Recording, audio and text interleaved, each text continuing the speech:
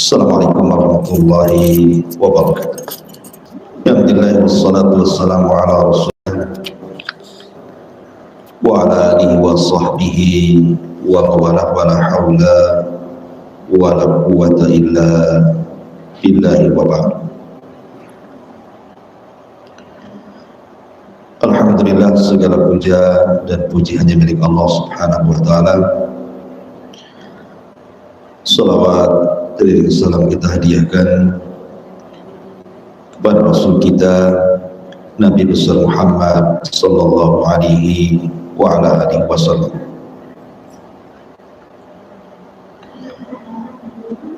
Baik, kita lanjutkan kajian kita, masih membahas kitab dari Minhajul Muslim, dan kita masuk pada bab tentang adab, di mana pasal pertama kita bicara tentang adab niat. Sering saya nasihat bahwa Islam itu adalah agama akhlak. Makanya Nabi SAW bersabda, innama bu'ithtu litammima makarimal akhlak. Aku diutus untuk menyempurnakan akhlak manusia.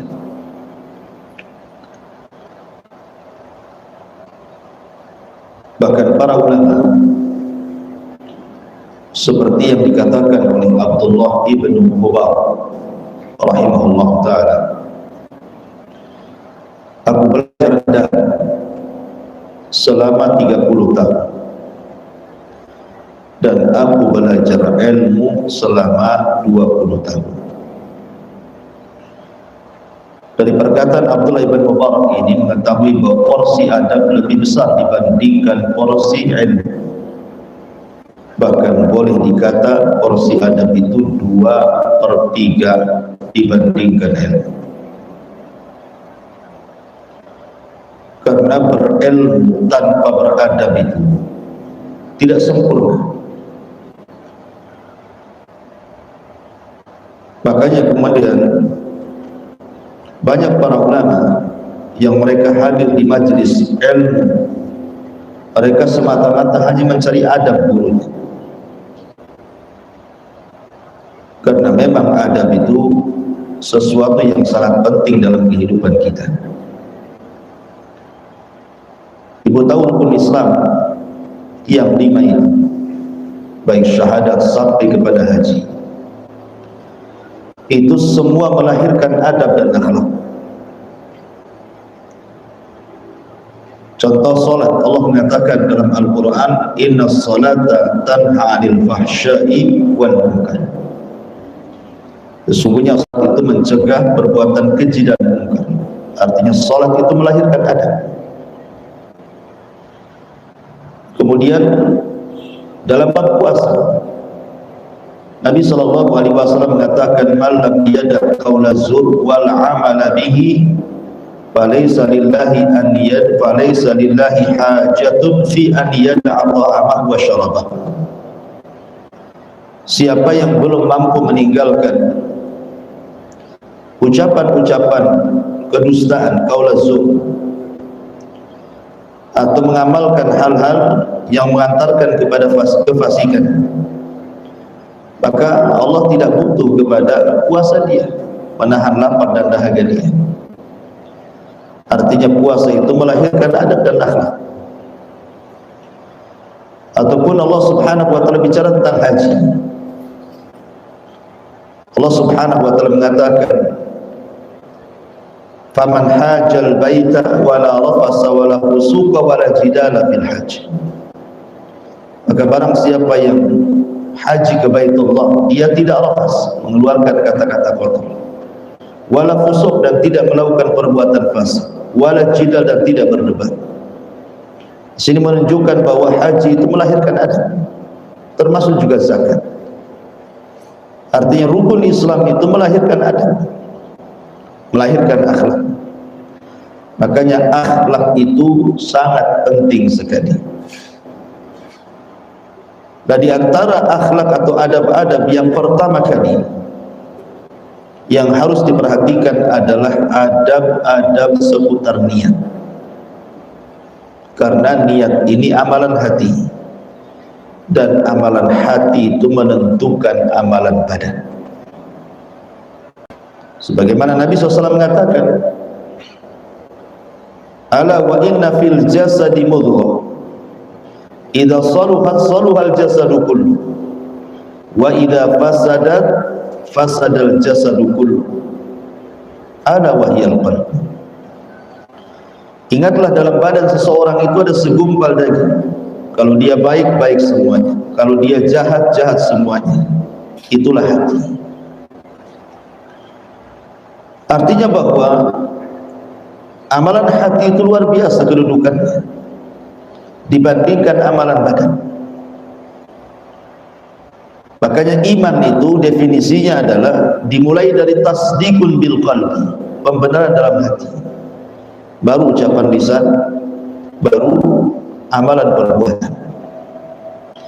Dan di sini muallif rahimahullah taala dalam bab kedua bicara tentang adab-adab, maka yang pertama beliau cantumkan adalah adab-adab seputar niat. Kemudian beliau menyebutkan beberapa dalil dari Al-Quran dan juga sunnah Nabi SAW tentang pentingnya sebuah niat, nilai dan kedudukan sebuah niat dalam ibadah. Pertama, firman Allah Subhanahu wa taala di sini, wa ma umiru illa liya'budullaha mukhlishina lahuddin.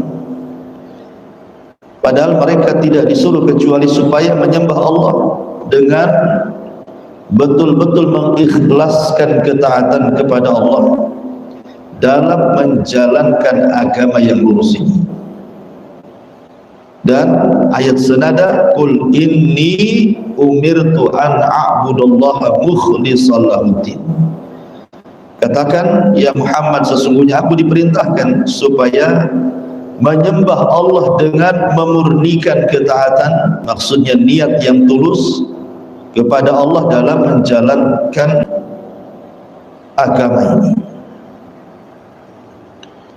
Dari dua ayat ini, kata para ulama bahwa syarat diterima sebuah amal,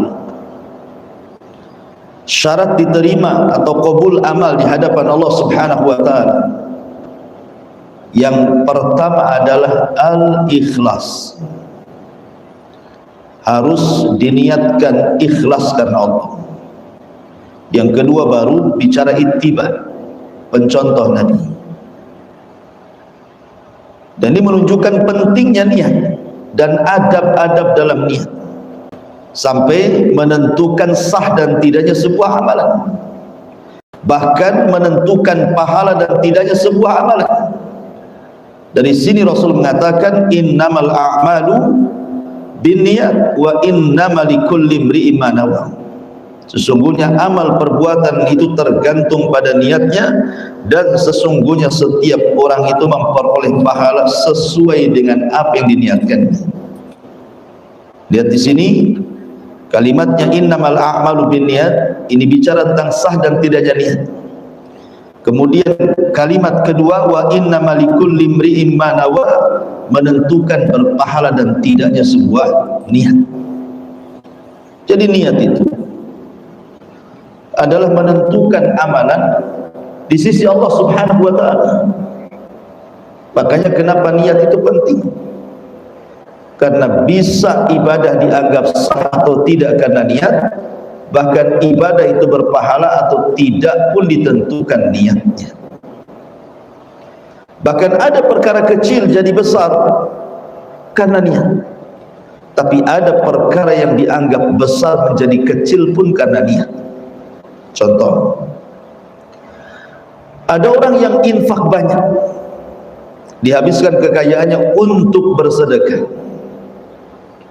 Di mata manusia dia orang hebat karena banyak melakukan infak. Tapi rupanya infaknya itu bukan karena Allah, karena riya, karena sum'ah, karena ujub, karena takabur. Maka amalan yang dianggap besar oleh manusia, dia infak triliunan kepada tempat-tempat ibadah, masjid, madrasah, anak yatim dan begitu seterusnya. Ya, di mata manusia itu besar, tapi di mata Allah karena niatnya kecil, bahkan tidak berpahala. Tapi ada yang kemudian tidak punya ekonomi sama sekali, tapi dia ingin sedekah. Dia mungkin tidak punya uang banyak, hanya mungkin 1.000, 2.000 perak, tetapi karena dia ingin membantu pembangunan masjid, madrasah, membantu anak yatim, dia sisihkan uang yang sedikit itu, sedikit demi sedikit dia infakkan. Maka yang kecil itu bernilai besar di hadapan Allah Subhanahu wa taala karena niatnya lillahi taala. Di zaman Nabi ada seorang sahabat namanya Ulbah ibn Zaid. Ulbah ibn Zaid. Ulbah ibn Zaid ini kategori sahabat miskin. Ketika dia melihat teman-temannya yang bisa bersedekah dengan harta dan juga badan dan jiwanya untuk Rasul di perang Tabuk, dia kepengen ikut perang, kepengen bersedekah dengan harta. Tapi apalah daya, harta tak punya, mau disedekahkan pakai apa? Badan pun tidak mendapatkan restu Nabi SAW untuk terlibat jihad, padahal dia sudah daftar jihad, karena tidak ada kendaraan yang mengantarkan ke Tabuk. Sedih, menangis. Di malam hari kemudian dia merenung sendirian di tengah malam. Dia mengatakan, ya Rabb, ya Rabb, dia berdoa, ya Rabb, aku tahu Rasulmu telah merintahkan untuk jihad dan Rasulmu telah merintahkan untuk infak. Aku ingin infak, tapi aku tidak punya harta. Aku ingin terlibat jihad, tapi aku tidak dibawanya. Maka malam ini aku infakkan untukmu dengan cara setiap orang yang menzalimi diriku, malam ini ku maafkan semuanya. Itulah infak. Akhirnya kemudian keesokan harinya Nabi SAW sebelum berangkat jihad ke Tabuk berkhutbah dan mengatakan, siapa yang semalam melakukan infak, sedekah, tidak ada yang berdiri karena tidak ada orang infak malam-malam. Rupanya Ulbah ibn Zaid berdiri dan mengatakan, saya wahai Rasul, saya berinfak dengan cara memaafkan semua yang pernah menyakiti saya. Maka Rasul menganggap itu sebagai sedekah dia, sedekah dia kepada kaum muslimin. Lihat bagaimana niat begitu saja itu sudah dianggap sedekah dan infak di mata Nabi, dan pasti diterima di hadapan Allah Subhanahu wa taala karena keikhlasannya. Menunjukkan bahwa terkadang niat itu mengecilkan yang besar dan membesarkan yang kecil. Kemudian di sini mu'alif rahimahullah taala juga mencantumkan beberapa riwayat seperti Rasul mengatakan, innallaha la yanzuru ila suwarikum wa amwalikum walakin yanzuru ila qulubikum wa a'malikum.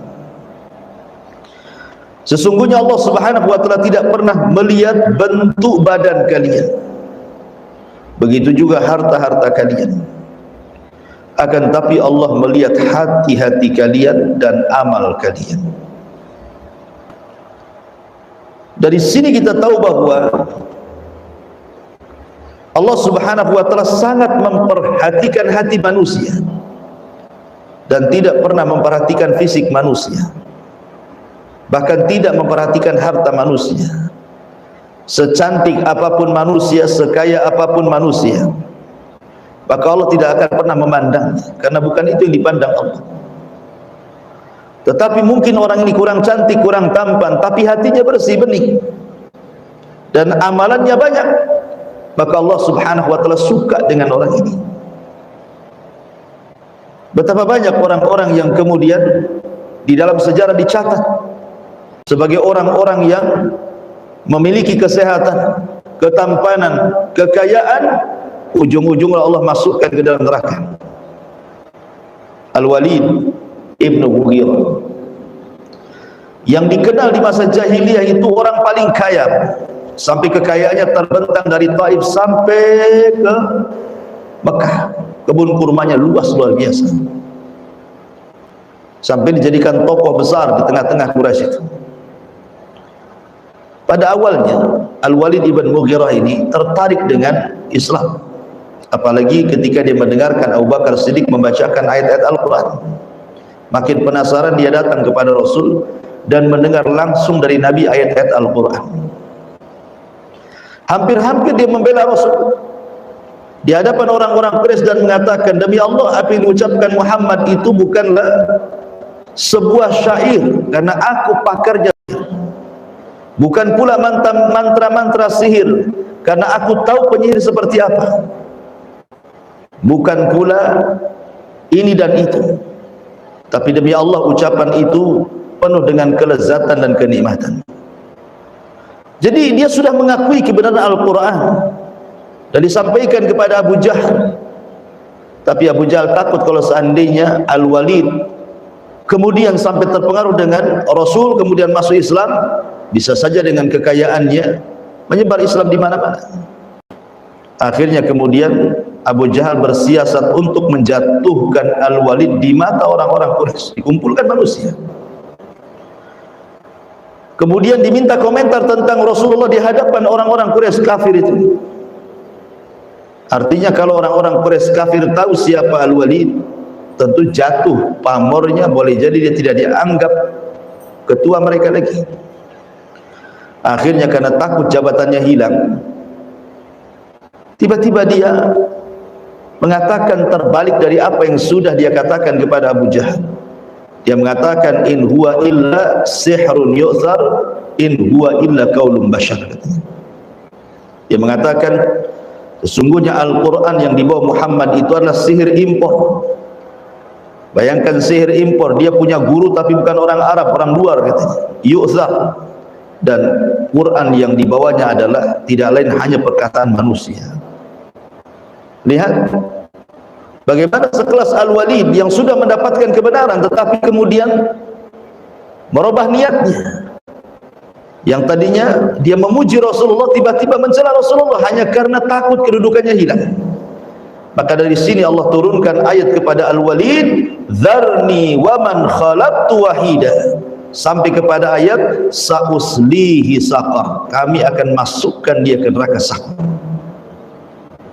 Allah tidak pernah memandang harta siapapun, Allah tidak pernah memandang fisik siapapun. Tetapi di sini Allah mengatakan, akan tetapi Allah memandang hati-hati kalian dan amal kalian. Itu yang Allah lihat dari kita. Hati kita jernihkah, beningkah, kotorkah gitu. Dan amalan kita banyak tidak atau sedikit, sesuai dengan sunnah atau tidak. Inilah kita tahu bahwa beginilah manzilatun niyah, kedudukan niat itu di sisi Allah Subhanahu wa taala. Itulah yang pertama dipandang dari manusia. Kemudian Nabi SAW katakan, man hamma bihasanatin walam ya'malha kutibat lahu hasanah. Barang siapa yang berkeinginan melakukan kebaikan maka dia belum dapat melakukannya, maka tetap dicatat satu kebaikan. Lihat, kalau orang niat jahat kemudian tidak jadi, nggak dicatat dosa. Tapi kalau orang niat baik kemudian belum melaksanakan, sudah dicatat pahala. Enak kan Bu? Jelas enaklah. Orang niat jahat tak jadi, tak dicatat dosa. Orang niat baik belum jadi, sudah dicatat pahala. Dari sini kita tahu kedudukan Allah di hadapan kita itu, bahwa Allah itu lebih luas rahmatnya dibandingkan murkanya. Allah sayang dengan kita, sampai kasih sayangnya Allah melebihi kemurkaannya. Maka dalam bentuk rahmat Allah Azza wa Jalla, adalah Allah memberikan pahala kepada setiap orang yang punya niat, baru niat saja ingin melakukan kebaikan sudah dicatat, padahal belum melakukannya, apalagi melakukannya, maka makin lagi dicatat oleh Allah Subhanahu wa taala. Sebagai contoh, hadis berikutnya kata Nabi sallallahu alaihi wasallam, an-nasu arba'atun, manusia itu terbagi menjadi 4. Jadi satu dunia ini, penghuni dunia ini ada 4 kelompok. Yang pertama, rajulun atahullahu ilman wa malan fahuwa ya'mal bi ilmihi fi malihi fayaqul rajulun law atani Allahu ta'ala mithla ma atahu Allahu la amiltu kama amila fahuma fil ajri sawa. Wa rajulun atahu Allahu malan wa lam yu'tihi ilman fa huwa yahbitu fi malihi fayaqulu rajulun law atani Allahu mithla ma atahu amiltu kama ya'malu fahuma fil wizri sawa. Pertama, orang yang diberikan harta dan juga diberikan pengetahuan agama. Karena dia punya pengetahuan agama, akhirnya dia belanjakan harta itu sesuai dengan amanah dari Allah. Maka orang ini adalah a'la al-manazil, setinggi-tingginya kedudukan di sisi Allah. Dan dia mengamalkan ilmunya dan menginfakkan hartanya. Tetapi ada kelompok yang kedua, Allah berikan ilmu tapi Allah tidak berikan kekayaan. Karena dia berilmu, dia tahu apa yang harus dia lakukan, maka dia pun memainkan amalan hatinya dan mengatakan, seandainya Allah berikan aku harta seperti si fulan, aku pun akan mengamalkan seperti amalan si fulan. Maka pahala orang nomor 2 dengan orang nomor 1 sama di hadapan Allah. Ya, semata-mata ghibtah, hanya ingin meniru tapi tidak bisa melakukan, secara pahala sama. Padahal orang yang nomor 2 ini tidak lelah-lelah mencari harta untuk disedekahkan, cukup diniatkan dalam hatinya ingin seperti orang kaya yang dermawan, sudah sama tuh pahalanya, karena enak. Tetapi orang kedua ini, orang ketiga ini, Allah anugerahkan harta banyak tapi minim pengetahuan agama, sehingga karena dia tidak punya pengetahuan agama, maka yang ada hawa nafsu di dadanya, dia pun membelanjakan harta tidak sesuai dengan amanah Allah, dia gunakan untuk maksiat kepada Allah Azza wa Jalla. Maka ini orang yang paling buruk yang Allah siapkan tempat duduknya. Datang pula orang keempat, tak punya harta, tak punya pengetahuan agama, tetapi kemudian hatinya jahat. Dia memandang orang yang orang kaya yang poya-poya, orang kaya yang membelanjakan hartanya di jalan maksiat kepada Allah Azza wa Jalla. Berpikir pula nih si miskin dan si jahil ini, wah, kalau aku punya harta, aku pun pengenlah kayak kawan tuh, bisa mabuk, bisa berzina, bisa berpoya-poya. Maka dosa orang nomor keempat dengan yang nomor 3 itu sama dosanya. Padahal nomor 4 ini tidak menikmati maksiat, hanya kepengen maksiat. Tetapi karena dia ingin niru orang itu, dosanya sama, lo bayangkan. Hanya ngomong, nanti kalau aku punya harta, aku pun sama, ingin seperti dia. Jadi kalau dia berzina, dia pun dapat dosa zina. Kalau dia kemudian mabuk, dia pun dapat dosa mabuk. Kalau dia berjudi, dia dapat dosa judi. Kalau dia nyewa preman untuk menyakiti orang dengan kekayaannya, dia pun dapat dosanya. La haula wala quwata illa billah. Lihat, gara-gara niat dia pun ikut menanggung dosa orang itu, padahal tidak ada urusan. Dia hanya berangan-angan saja. Tapi disitulah menunjukkan bahayanya niat. Niat ini seperti pisau bisa untuk hal yang manfaat, bisa untuk hal yang madarat. Ma'asyiral muslimat yang dimuliakan Allah Subhanahu wa taala. Kemudian Nabi sallallahu alaihi wasallam juga bersabda di sini, "Inna bil madinati aqwaman ma qata'na wadiyan wala wati'na mauti'an yaghidul kuffar wala anfaqna nafaqatan wala asabatna makhmasatun illa syarakuna fi dhalik wa hum bil madinah." Faqila lahu kaifa dhalika ya Rasulullah? Qala hasabahumul udru fasyaraku bi husni niyah.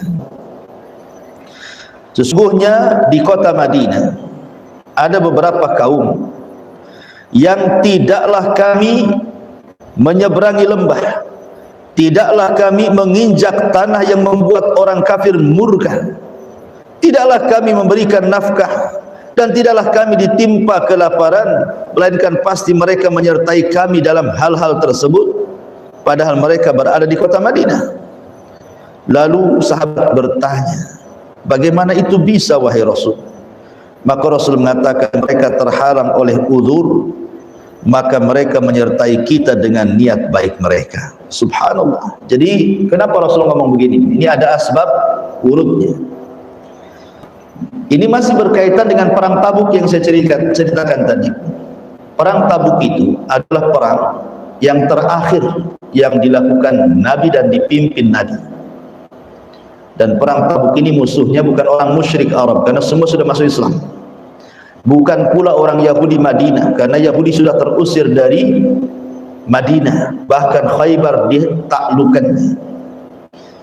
Jadi Tabuk ini melawan siapa? Melawan orang-orang Romawi, orang Nasrani, dan itulah perang kedua melawan Romawi setelah Mu'tah, dipimpin langsung Nabi. Jadi karena lawannya ini tangguh, dan Romawi negara adidaya, negara kuat, ya, pemimpinnya namanya Herakli atau Heraklus. Jadi Nabi sallallahu alaihi wasallam ingin melibatkan banyak-banyak orang dalam jihad ini, karena juga memang pasukan kuat dan persenjataan juga kokoh. Masalahnya banyak orang yang daftar jihad tapi ditolak. Bukan tidak cukup syaratnya, mereka ahli jihad, usia mereka sudah waktunya waktu jihad, tetapi karena perjalanan Madinah ke Tabuk itu tidak bisa dicapai kecuali dengan menunggang unta atau kuda, sementara mereka tidak punya unta, tidak punya kuda. Dan Nabi SAW kemudian menyarankan satu unta itu untuk 18 orang gantian. Akhirnya kemudian banyak yang ditolak Nabi, banyak yang menangis para sahabat, tidak bisa berjihad, infak tak bisa, jihad tak bisa, tapi dalam hatinya pengen berjihad dengan Nabi.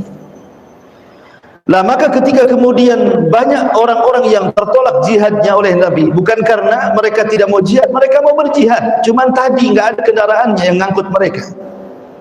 Di satu waktu mereka pun tidak punya harta yang disedekahkan. Tidak seperti Utsman bin Affan menyerahkan 300 ekor unta dengan perbekalannya, Abu Bakar menyerahkan semua hartanya, Umar menyerahkan separuh hartanya, Abdurrahman bin Auf menyerahkan banyak hartanya. Dan yang paling banyak dalam perang Tabuk adalah Utsman bin Affan, sampai Rasul mengatakan, ma dharraka ya Utsman ma amilta ba'da hadzal yaum, tidak akan madaratkan apapun kepadamu wahai Utsman, apapun yang kau lakukan setelah hari ini, infakmu banyak sekali. Jadi Nabi SAW ketika sudah berangkat ke Tabuk, Rasulullah SAW bersabda, inna bil madinati aqwaman, sesungguhnya di Madinah itu ada beberapa kaum, ma qata'na wadiyan wala wati'na mauti'an yaghidul kuffar, tidaklah kami menyeberangi lembah kecuali mereka ikut, tidaklah kami menginjak tanah yang membuat orang kafir kecuali mereka ikut, padahal mereka ada di Madinah. Ya, tapi Rasul mengatakan kecuali mereka ikut, kecuali mereka ikut, padahal orang yang enggak ada di Madinah. Wala anfaqna nafaqatan wala asabatna makhmasatun illa syarakuna fi dzalika wa hum bil Madinah. bahkan tidaklah kami memberi nafkah dan tidaklah kami ditimpa kelaparan, melainkan pasti mereka ikut serta di sini, padahal mereka di Madinah. Jadi sahabat heran, maunya Rasul apa gitu. Maka Nabi kemudian mengatakan, hasabahumul udru fasyaraku fi husni niyati. Ya, mereka memang tidak terlibat dengan kita di sini, berjihad di Tabuk karena terhalang udzur mereka, tetapi pahala mereka sama dengan kalian karena kebaikan niat mereka ingin jihad tapi tidak bisa. Ya, lihat bagaimana di sini Nabi SAW menjelaskan kepada kita tentang manzilah niat ini. Sahabat karena uzur tidak bisa perang, karena kepengen perang, tetap Rasulullah SAW menyamakan orang-orang yang tinggal di Madinah dengan yang bergerak dalam Tabuk, pahalanya sama. Makanya orang yang terbiasa sholat malam, orang yang terbiasa puasa sunnah, tiba-tiba ada uzur safar atau tiba-tiba sakit parah sehingga dia tidak bisa sholat malam lagi, tidak bisa puasa sunnah lagi, maka Nabi SAW mengatakan tetap orang itu dicatat sholat malam dan dicatat puasa sunnah. Kan enak. Tapi bagi orang yang rajin melaksanakan puasa dan sholat malam, tiba-tiba safar sehingga tidak bisa melakukan sholat dan puasa lagi, ataupun sakit yang akhirnya dia tidak sanggup melaksanakan dua-duanya, tapi tetap mengalir pahala kedua ibadah itu kepada dia. Begitulah pengaruh niat kepada ibadah. Kemudian juga niat yang baik ternyata telah menjadikan orang yang tidak takut berperang mendapatkan pahala sebagaimana mereka yang ikut berperang. Di sini Nabi SAW bersabda tentang niat, masih tentang niat. Idzal taqal muslimani bisayfayhima fal qatil wal maqtul fin nar faqila ya Rasulullah hadzal qatil fama balul maqtul qala li annahu arada qatla sahibi. Jika ada dua orang muslim yang saling bunuh-bunuhan dengan kedua pedangnya, maka kedua-duanya diancam neraka. Lalu dinyatakan, wahai Rasul, orang yang membunuh sudah jelas diancam neraka, wajar dia bunuh orang. Bagaimana orang yang terbunuh kok bisa dia masuk neraka?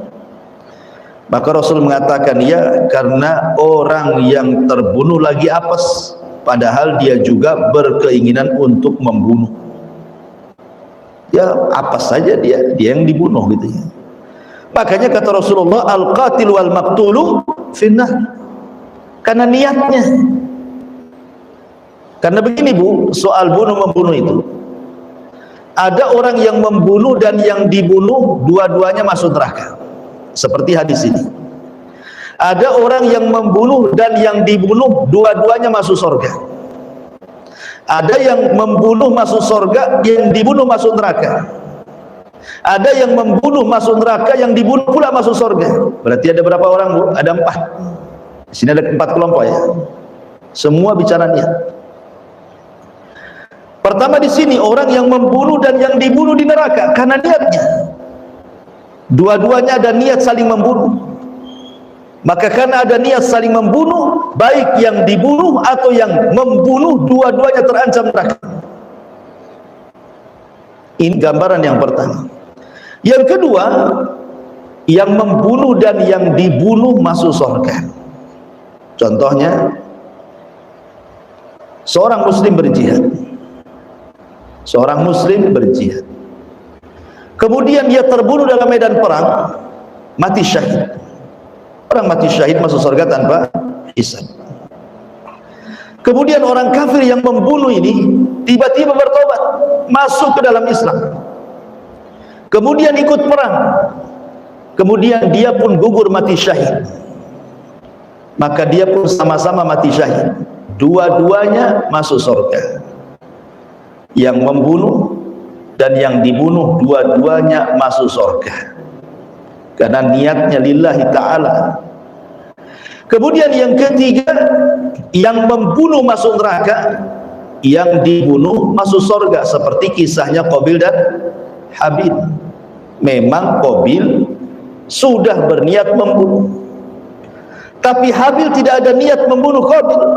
Makanya dia mengatakan, la imbasatta yadaka litaqtulani ma ana bibasiti yadiya ilaika liaqtulak inni akhafullah.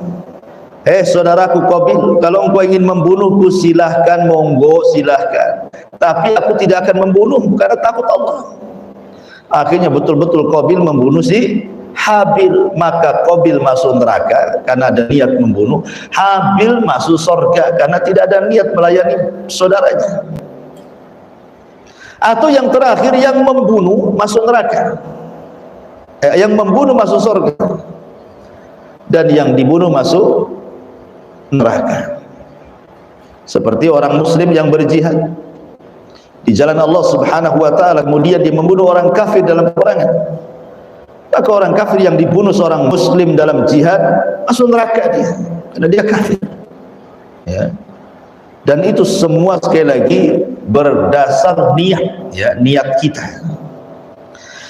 Kemudian juga di sini mu'alif rahimahullahu ta'ala mencantumkan beberapa riwayat lagi. Di antaranya Rasul mengatakan, ayyuma rajulin asdaqa imra'atan sadaqan wallahu ya'lam annahu la yuridu ada'ahu ilaiha fagharraha biha wastahalla farjaha bil batin laqiyallaha yawmal yalqahu wa huwa zanin wa ayyuma rajulin addana min rajulin dainan wallahu ya'lam minhu annahu la yuridu ada'ahu ilaihi fagharrahu billah wastahalla ma lahu bil batil laqiyallahu yawma yalqahu wa huwa sarikun. Subhanallah. Barang siapa yang menjanjikan satu mahar terhadap seorang perempuan yang dinikahinya, dan Allah mengetahui bahwa ia berniat tidak akan melunasi maharnya terhadap wanita yang dinikahinya, lalu dia membujuknya dengan nama Allah sehingga mendapatkan kehormatan wanita tersebut dengan cara yang batil karena belum bayar mahar dan tidak ada niat membayar mahar itu, maka dia akan berjumpa dengan Allah pada hari dia berjumpa dan dia membawa pahala zina, dianggap berzina. Atau kata Nabi SAW, orang yang berhutang sesuatu dari saudaranya, Allah tahu dengan niatnya dia tidak mau membayar, dia sengaja ingin hutang sana hutang sini tapi tidak mau bayar, dia mau nipu orang, maka dia pun membujuk orang yang akan dihutanginya sampai akhirnya dia memberikan hutangannya, tetapi dia tidak ada niat membayarnya. Maka kalau dia meninggal karena dia sudah berlaku batil dengan harta orang, maka dia akan berjumpa dengan Allah pada hari kiamat dan dia dalam keadaan sebagai seorang pencuri, perampok, ya. Lihat niat. Semua ditentukan niat di sini. Baik orang yang pertama dalam urusan pernikahan ataupun dalam urusan hutang piutang, semua bicara niat. Maka dari keseluruhan dalil-dalil, mu'alif rahimahullahu ta'ala ingin mengajarkan kepada kita tentang adab niat, pentingnya niat itu dalam hati. Tetapi sekali lagi bahwa kita ini harus senantiasa menjaga niat. Makanya kalau kita melihat Imam Bukhari di dalam sahihnya, dia mencantumkan satu bab, judulnya bab bagaimana cara wahyu turun. Tetapi hadis yang pertama dicantumkan bukan bicara soal bab, tetapi hadis Umar bin Khattab, innamal a'malu binniyat. Kenapa antara judul dan hadisnya pula tak nyambung? Seolah-olah Imam Bukhari ketika mengarang kitab sahihnya kemudian meletakkan hadis innamal a'malu binniyat di bawah bab tentang bagaimana turunnya wahyu. Para pensyarah hadis mengatakan seolah-olah Imam Bukhari ingin mengatakan, ya Rabb, sesungguhnya apa yang aku tulis dari Sahih Bukhari ini semata-mata karenamu. Maka diingatkan dengan hadis Umar bin Khattab, innamal a'malu binniyat. Sehingga banyak para ulama mengatakan bahwa kalau seandainya aku mengarang satu buku, maka setiap bab aku ingin mencantumkan hadis Umar bin Khattab, innamal a'malu binniyat. Makanya banyak para ulama ketika mengarang buku itu mencantumkan hadis yang pertama, innamal a'malu binniyat, seperti Imam Nawawi dalam kitab Arba'in Nawawi. Hadis yang pertama yang dicantumkan dalam kitab Arba'in Nawawi apa, Bu? Innamal a'malu binniyat. Ya. Karena ulama ingin diingatkan soal niat, soal niat, soal niat. Ya. Makanya jangan sampai kemudian terlalaikan kita dari niat baik. Kemanapun, Bu, coba niatkan kebaikan. Walaupun perkara mubah, kalau niatnya baik jadi ibadah. Perkaranya mubah, niatnya baik jadi ibadah. Bahkan luar biasa, Nabi SAW pernah berbicara tentang seseorang yang menziarahi saudaranya. Jadi kata Nabi SAW, dahulu ada seseorang yang hendak berziarah kepada kawannya yang nun jauh di sana. Tapi betul-betul ziarahnya itu karena Allah. Akhirnya kemudian Allah Subhanahu wa taala kirim malaikat, Bu, untuk mengikuti orang ini. Di tengah jalan tiba-tiba malaikat ini mencegat dalam bentuk manusia, kemudian pura-pura tanya, aina turid, mau kemana hendak pergi Tuhan?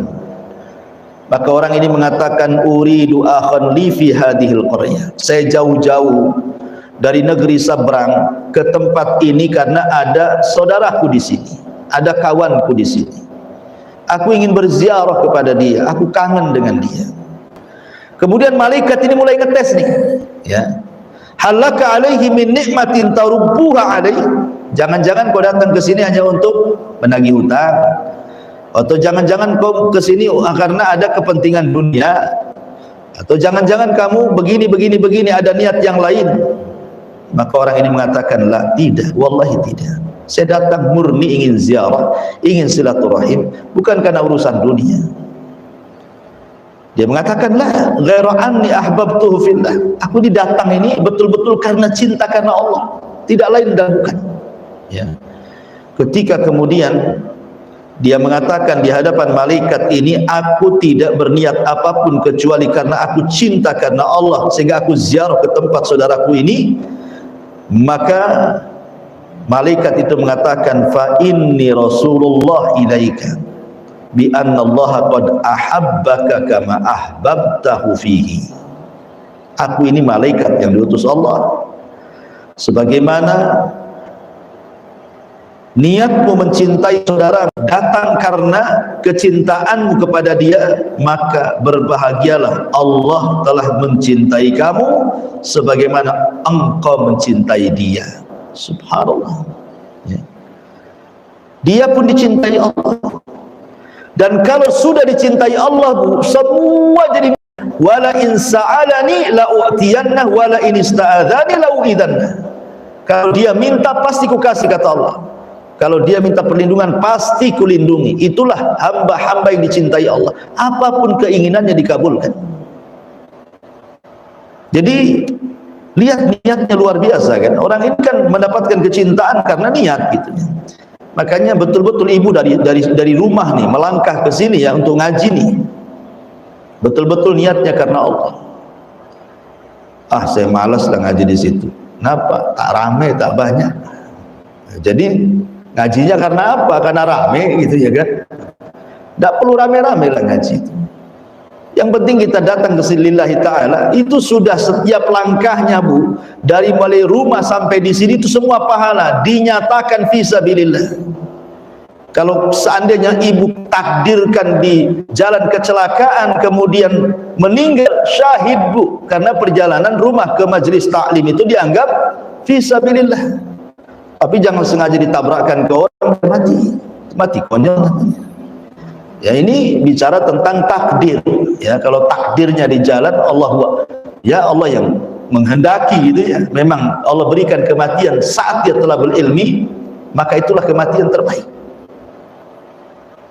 Tentu karena niatnya, ya, bukan karena niat yang lain gitu ya. Setelah talabul ilmi ada yang lain yang jauh lebih penting dibanding talabul ilmi, bukan itu maksudnya. Jadi di sini Rasul ingin ajarkan kepada kita tentang niat.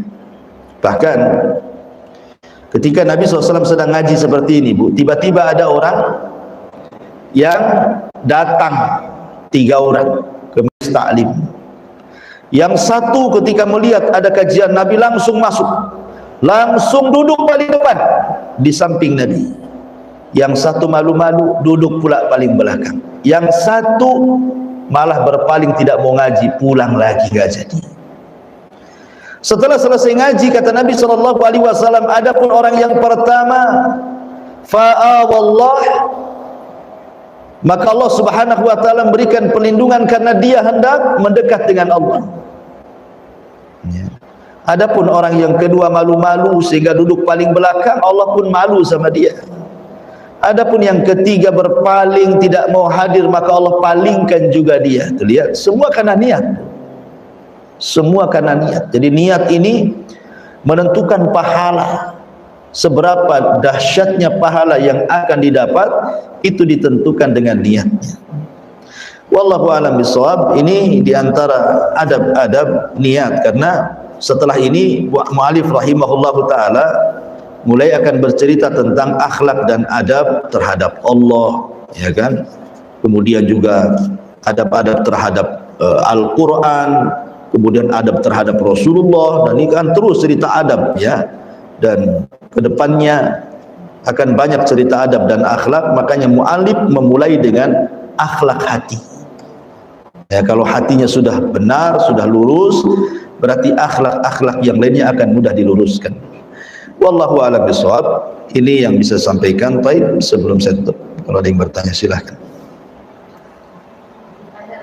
Ya.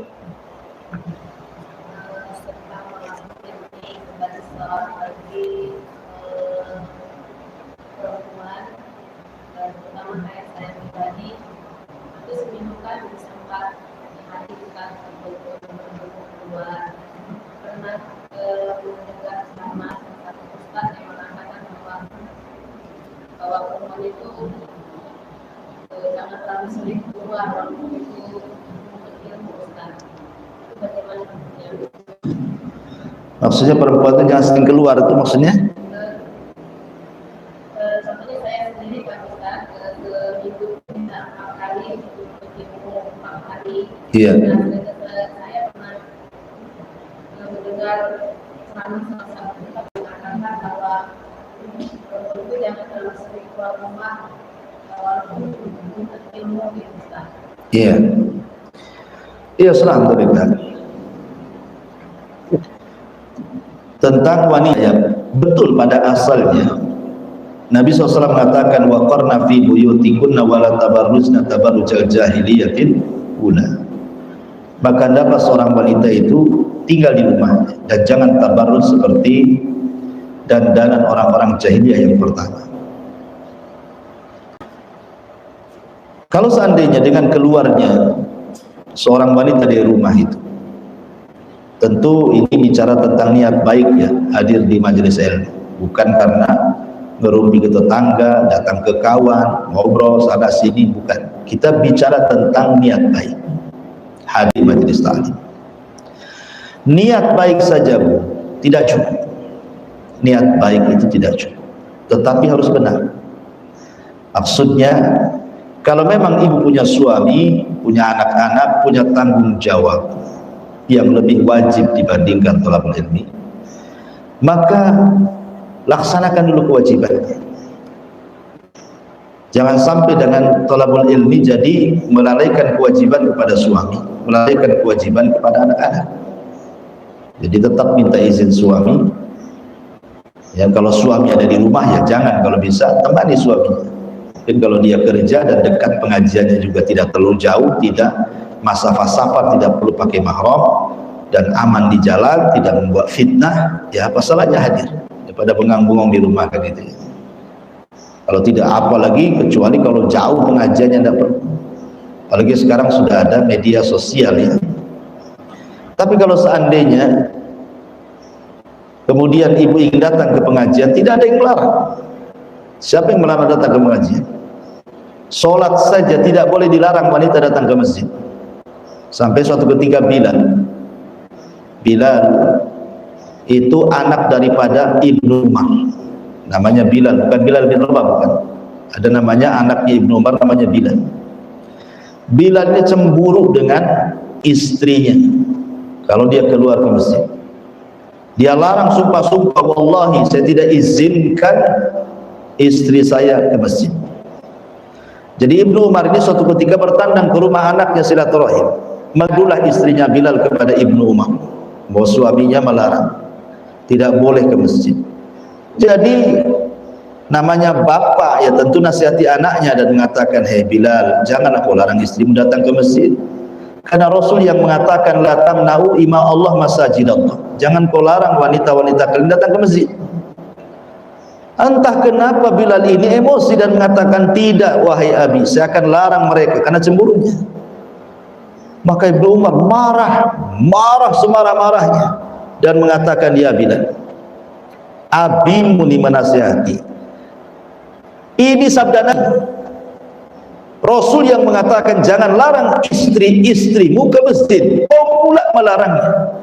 Kalau begitu jangan bicara dengan aku selamanya, karena engkau sudah menentang perkataan Nabi.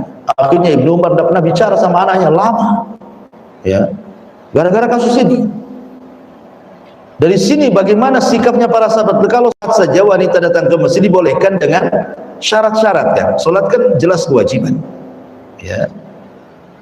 Maka mungkin thalabul ilmi pun dibolehkan dengan syarat-syarat tadi. Izin sama suami yang punya suami, tidak melalaikan kebutuhan dan pendidikan anak-anaknya. Kalau semua kewajiban sudah terpenuhi, ibu juga sendirian suntuk di rumah, saya kira tidak ada masalah hadir majelis taklim. Asal tadi menjaga habis dari ngaji, ngaji nggak lama, paling 1 jam, 1 jam langsung balik. Ini habis ngaji malah keluyuran kemana-mana. Ngajinya pagi, pulangnya sore lah, kemana ceritanya? Ya tetap harus menjaga. Insya Allah kalau memang ibu lebih baik lagi, kan suami melihat tuh, dengan ibu hadir di majelis taklim, rupanya kalau setiap habis ngaji kok akhlak ibu makin bagus, ya kan?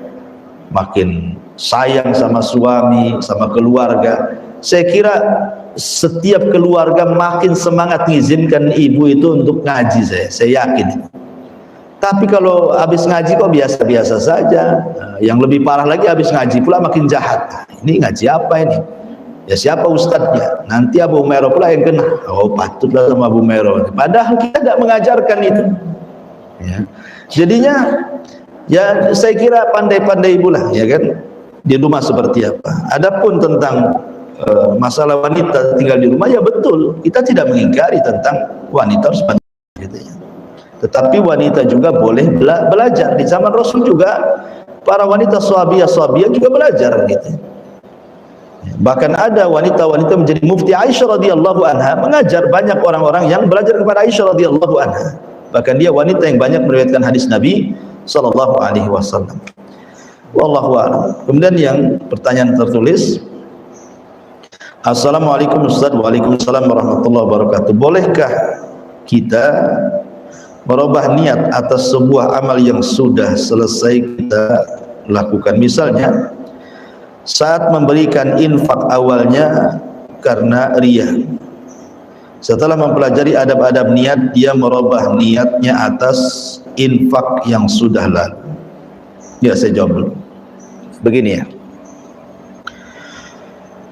ketika para ulama membahas soal sholat, ulama membuat 3 gambaran. Pertama, ketika sholat dia niat karena Allah, di tengah sholat kemudian riya, di akhir sholat dia perbaiki niatnya ikhlas lagi karena Allah. Yang kedua, pertama masuk sholat sudah riya, di tengah-tengah dia ikhlas sampai terakhir. Kemudian yang ketiga, pertama dia salat lillahi ta'ala karena Allah, di tengah salat riya dan tidak ikhlas lagi sampai akhir. Ini hukumnya berbeda tiga-tiganya. Adapun hukum yang pertama, salatnya ikhlas karena Allah, di tengah-tengah riya, di akhir sadar, akhirnya dikembalikan ke ikhlas, maka tidak memadaratkan riyanya, tetap diterima salatnya. Yang kedua, dari awal dia sudah riya, kemudian di tengah-tengah dia baru sadar itu dosa, akhirnya dia ikhlas, diterima ibadahnya? Tidak, karena innamal a'malu binniyat, amal itu ditentukan niat awalnya seperti apa. Kemudian yang ketiga, lillahi ta'ala, di tengah jalan riya, enggak mau dikembalikan pula ke ikhlas, maka percuma juga ibadahnya. Maka gambaran infak pun sama seperti itu. Ya, setelah tahu gitu ya, apakah kemudian dia diterima infaknya, merubah niatnya, bagus, berpahala. Tetapi apa infaknya berpahala? Wallahu a'lam. Karena innamal a'malu binniyat, amal itu ditentukan niat awalnya. Tapi ketika ibu sadar kemudian merubah niatnya itulah pahala. Tapi apa infaknya juga berpahala. Nah, itu ya. Sementara Rasul mengatakan innamal a'malu binniyat, amal itu ditentukan oleh niat awalnya. Tapi kalau gambaran solat dikiaskan ke infak, otomatis tidak dapat apa-apa infaknya kan gitu. Walaupun dia sudah merubah niat, karena awalnya sudah nggak benar. Itu sebagai jawaban. Kemudian yang kedua, bolehkah hukumnya Ustaz jika seseorang tidak sempurna gerakan dalam solat? Seperti yang Rasul contohkan, keterbatasan kesehatan misalnya, suka mudah kesemutan, jadi tidak sempurna duduk tahiyat akhirnya. Fattaqullaha mastata'tum, bertakwalah semampu kita. Dalam ibadah itu kan semampu kita. Ya, niat baik kita ingin mencontoh Rasul secara sempurna itu juga pahala, sudah jadi pahala besar itu. Tapi karena kemampuan apalah daya, mungkin kesehatan kurang, akhirnya tadi tidak bisa tumaknina, duduk-duduk lama, berdiri lama untuk baca Quran yang lama. Selain daripada fisik pun hafalan memang tak punya gitu. Jadi yang penting ibu sudah berusaha yang terbaik, itu saja, maka itu akan diberikan pahala. Karena dalam sholat itu setiap gerakan dan juga bacaan itu bernilai pahala di hadapan Allah Azza wa Jalla. Jadi jangan mengejar target rakaat dalam sholat itu, apalagi ibu sholat sendirian. Ya, yang dikejar itu target pahala, bukan target rakaat.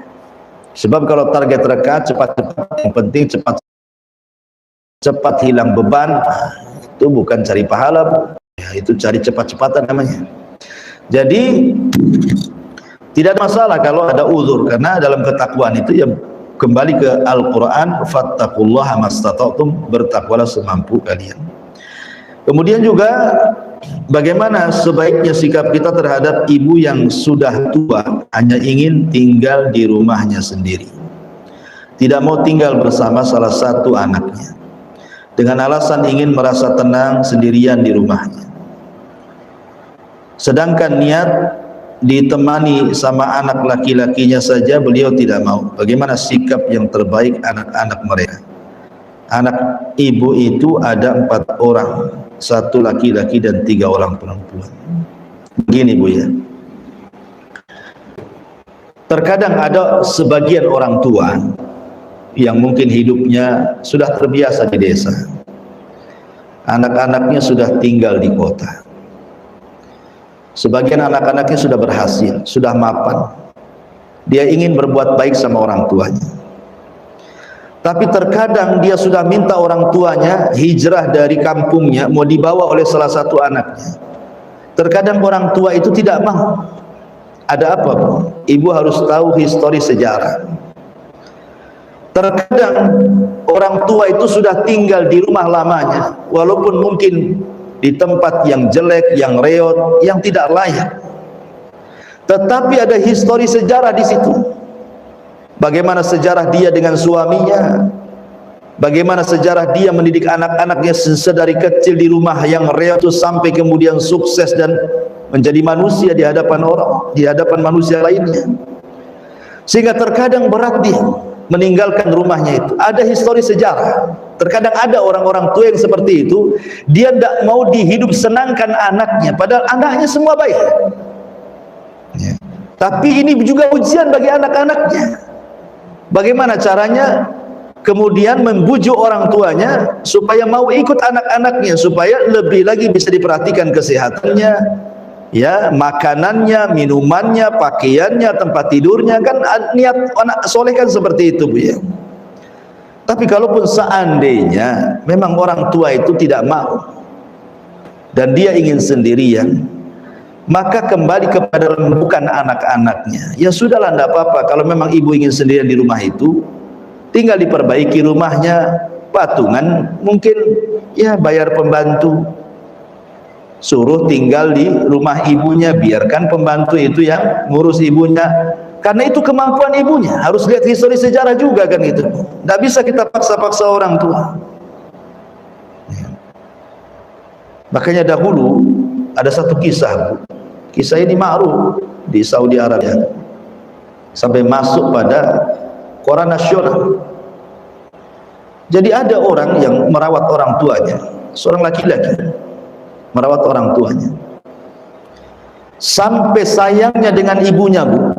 Laki-laki ini dia tidak mau kawin karena dia takut dia kalau menikah, kemudian dia sibuk dengan istrinya, kemudian punya anak lagi, dia tidak bisa merawat orang tuanya secara maksimal. Akhirnya diputuskan dia tidak menikah sampai tua, Bu. Sampai usianya sudah 60 tahun tetap dia berbakti kepada ibunya. Dan ibunya pun sudah lebih tua lagi tentunya kan. Anaknya saja yang laki-laki sudah dari bujang sampai umur 60 tahun dia rawat ibunya dengan begitu sayangnya.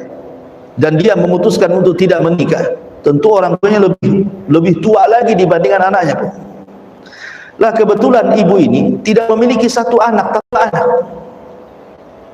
adik daripada orang ini, dan tinggal di kota lain. Datanglah adiknya meminta kepada abangnya, "Bang, abang kan sudah lama merawat ibu, dari kecil sampai sekarang 60 tahun usia abang.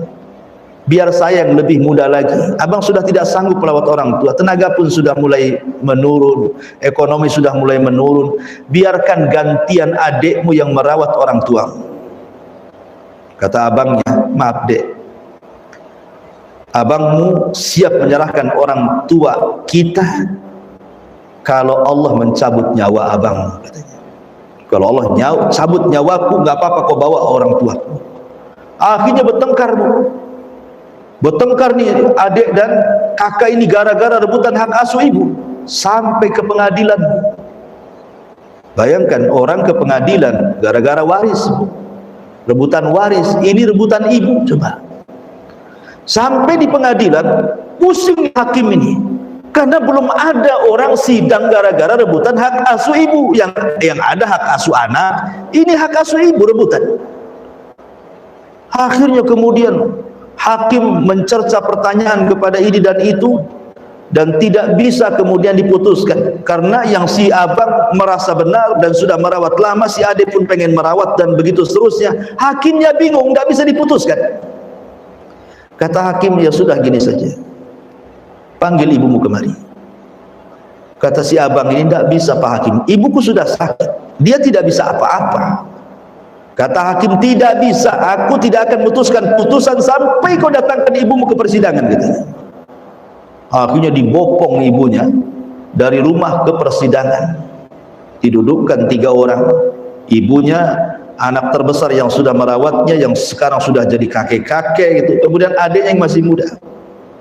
Kata Pak Hakim, "Bu, aku sebagai hakim tidak bisa memutuskan, keputusan ada pada ibu. Sekarang ibu putuskan mau ikut tetap bersama anak pertama ibu, ataukah dengan adiknya yang masih muda, yang masih kuat, yang ekonominya lebih baik lagi. Putuskan, Bu, nanti saya sebagai hakim akan menguatkan putusan ibu." Kata ibu ini, "Maaf Pak Hakim, ini anakku yang tua yang sudah mengurusku adalah qurratu ainin li, dia penyejuk mata. Kemudian adiknya juga sama, qurratu ainin li, dia juga penyejuk mataku, aku tidak bisa memilih kedua-duanya atau satu di antara dua, aku tidak bisa Pak Hakim, keputusan ada padamu, katanya. Dilempar sama ibunya ke hakim, sudah tua ibunya. Kata hakim, setelah kemudian menimbang, melihat, ya, kemudian hakim mengatakan kepada abang yang sudah lama merawat orang tua, berikanlah kesempatan adikmu untuk merawat orang tua, karena adikmu lebih muda, lebih kuat tenaganya, lebih kuat ekonominya. Habis itu dia nggak terima, dia menangis, tapi tetap keputusan ada pada hakim. Akhirnya ibunya ikut adiknya, padahal sedari kecil anak itu bersama ibunya sampai rela tidak nikah sampai 60 tahun usianya. Kalah di persidangan. Setelah terjadi persidangan, menangis dia sepanjang hari gara-gara kehilangan hak asuh ibunya. Lihat, ini kisah ini viral, ya, karena ini kisah nyata dan itu dicatat di koran-koran Saudi sana. Jadi ada orang yang seperti itu. Makanya kalau memang orang kita tidak mau ikut siapapun, ya anak yang cerdas. Ya sudah Bu, kalau menghidup sendirian, jangan dibiarkan sendirian. Tetap patungan, cari pembantu biar ditemani. Dan gantian sekali-kali berziarah ke rumah ibunya. Kan begitu, ya. Wallahu a'lam. Baik, kemudian pertanyaan yang selanjutnya,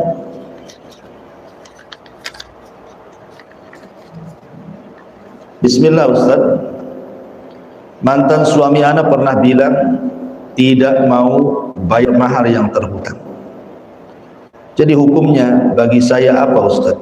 Karena tadi ana dengar terhitung zina. Bagaimana hukumnya pernikahan ana pada saat itu? Apakah ana terhitung zina juga? Tidak Bu, ya, tidak Bu, ya. Jadi mahar syarat pernikahan itu, syarat pernikahan itu masuk mahar. Yang penting ada wali, ada saksi, ada mempelai, gitu kan. Maka sudah sah. Adapun mahar ini sebagai penghalalan dari seorang istri, seorang suami bolehnya menggauli istrinya. Jadi yang berdosa itu pihak suami, bukan ibu, bukan pihak wanita. Kalau suami tidak mau membayar mahar karena sebuah niat tidak mau bayar mahar, maka dia dianggap berzina dengan ibu. Tapi ibu tidak dianggap berzina, ibu tidak salah. Suaminya, itulah zahir hadis ini. Ya, wallahu a'lam. Ya, itu yang bisa saya sampaikan. Mudah-mudahan ada manfaatnya. Subhanallah bihamdika, asyhadu an la ilaha illa anta astaghfiruka wa atubu ilaik. Wallahu ta'ala a'lam. Assalamualaikum warahmatullahi wabarakatuh.